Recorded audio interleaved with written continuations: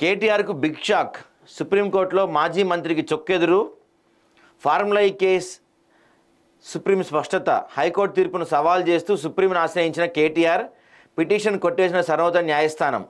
తాము జోక్యం చేసుకోలేమని తేల్చెప్పిన సుప్రీంకోర్టు కేటీఆర్కు మరోసారి నోటీసులు ఇచ్చే ఛాన్స్.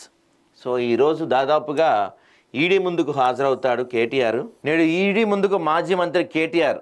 ఫార్ములా ఈ కార్ రేసులో విచారణ. ఫార్ములా ఈ కార్ రేసులో బీఆర్ఎస్ వర్కింగ్ ప్రెసిడెంట్ మాజీ మంత్రి కేటీఆర్ గురువారం ఈడీ ముందు విచారణ కానున్నారు. ఇదే కేసులో ఏటీగా ఉన్న ఐఏఎస్ అధికారి నాటి పురపాలక శాఖ ప్రత్యేక కార్యదర్శి Arvind Kumar, HMDA chief engineer BL రెడ్డిలను ఈడీ అధికారులు ఇప్పటికే ప్రశ్నించారు. అయితే A1గా ఉన్న కేటీఆర్ను ఈడీ ఏం అడగనుంది? విచారణ నేపథ్యంలో ఆయన కేవలం ప్రశ్నించి ఇంటికి పంపుతారా, లేదంటే అరెస్ట్ చేస్తారా అనే దానిపై బీఆర్ఎస్ శ్రేణుల్లో టెన్షన్ నెలకొంది. ఈ కేసులో కేటీఆర్ 9న ఏసీబీ విచారణకు హాజరైన విషయం తెలిసిందే. అయితే ఏసీబీ అధికారుల ప్రశ్నలకు సమాధానాలు ఇచ్చి సాయంత్రానికి కేటీఆర్ తిరిగి రావటాన్ని గులాబీ శ్రేణులు సంబరాలు చేసుకున్నాయి. కానీ ఏసీబీ నమోదు చేసిన ఎఫ్ఐఆర్ రద్దు చేయాలంటూ కేటీఆర్ హైకోర్టులో వేసిన పిటిషన్ తిరస్కరించడంతో ఆయన సుప్రీంకోర్టును ఆశ్రయించగా సుప్రీంకోర్టు కూడా ఈ కేసులో జోక్యం చేసుకోలేమని చెప్పారు. ఇక సుప్రీంకోర్టులో వేసిన పిటిషన్ కూడా కేసీఆర్ తరపు న్యాయవాదులు వెనక్కి తీసుకోవడంతో అసలు ఏం జరగబోతుందో అన్న ఉత్కంఠ పార్టీ వర్గాలు నెలకొంది. పైగా ఏసీబీ మరోసారి కేటీఆర్ను ప్రశ్నించే అవకాశం ఉందని ప్రచారం జరుగుతుంది. ఈడీ ఏసీబీ ఎటువంటి చర్యలు తీసుకుంటాయన్న ఆందోళన నెలకొంది. ఈడీ విచారణ తర్వాత అరెస్ట్ చేస్తారా, ఫార్ములా ఈ కేసు నుంచి పార్టీ వర్కింగ్ ప్రెసిడెంట్ బయటపడతారా లేదా అన్న చర్చ గులాబీ శ్రేణుల్లో జరుగుతుంది. హెచ్ఎండిఏ నిధులను కేటీఆర్ సొంతానికేమీ వాడుకోలేదని, ఫార్ములా ఈ వ్యవహారంలో అవినీతి జరగలేదని బీఆర్ఎస్ నేతలు అంటున్నారు. ఈ కేసు నుంచి ఆయన బయటపడతారని ధీమా వ్యక్తం చేస్తున్నారు. అయితే కేసు డిస్మిస్ చేయలేదంట, వీళ్ళే విత్డ్రా చేసుకున్నారంట. కేటీఆర్పై ఏసీబీ నమోదు చేసిన ఎఫ్ఐఆర్ను సుప్రీంకోర్టులో వేసిన క్వాష్ పిటిషన్ ధర్మాసనం డిస్మిస్ చేయలేదని BRS legal cell incharge Somabharat Kumar తెలిపారు.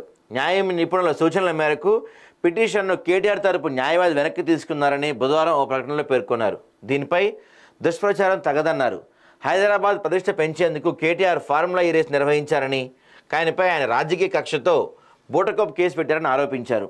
తమకు న్యాయ వ్యవస్థపై నమ్మకం ఉందని, అందుకే విచారణను కేటీఆర్ ఎప్పుడు వ్యతిరేకించలేదని తెలిపారు. కేసుపై ఇప్పటికే ఈడీకి పూర్తి అవగాహన ఉందంట. ఫార్ములా ఈ కార్ రేస్ సంబంధించి ఏసీబీ అధికారులు గత నెలలో ఎఫ్ఐఆర్ నమోదు చేసిన తర్వాత ఆ ఎఫ్ఐఆర్ ఆధారంగా ఈడీ అధికారులు ఈ ఎన్ఫోర్స్మెంట్ కేస్ ఇన్ఫర్మేషన్ రిపోర్ట్ నమోదు చేశారు. కేటీఆర్ తదితరులపై ప్రివెన్షన్ ఆఫ్ మనీ లాండరింగ్ యాక్ట్తో పాటు ఫారెన్ ఎక్స్చేంజ్ మేనేజ్మెంట్ యాక్ట్ కింద ఈడీ అధికారులు దర్యాప్తు చేపడుతున్నారు.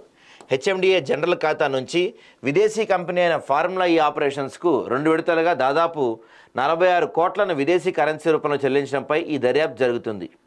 ఈ చెల్లింపులకు సంబంధించిన ఇన్వాయిస్లు ఎఫ్ఈఓలను అందిన తర్వాత అరవింద్ కుమార్ కేటీఆర్ నుంచి వచ్చిన ఆదేశాల మేరకు తాను ప్రొసీడింగ్స్ ఆర్డర్ ఇచ్చానని బిఎల్ఎన్ రెడ్డి ఇప్పటికే ఈడీ విచారణ అంగీకరించినట్టు తెలుస్తుంది.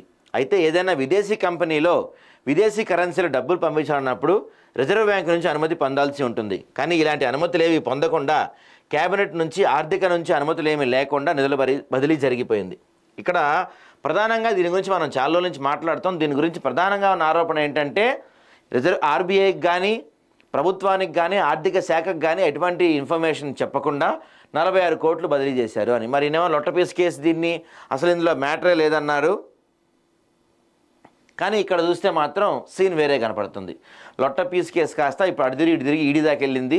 సుప్రీంకోర్టులో కూడా క్రాష్ చేస్తున్నారు, సుప్రీంకోర్టు కూడా కొట్టేసింది. సో ఇప్పుడు ఈడీ దగ్గర వాళ్ళ విచారణకు హాజరు కాబోతున్నాడు కేటీఆర్. మరి ఆ విచారణ చేసి మొన్న ఏసీబీలా తిప్పి ఇంటికి పంపించేస్తారా, లేకపోతే అరెస్ట్ చేస్తారనేది చూడాలి మనం.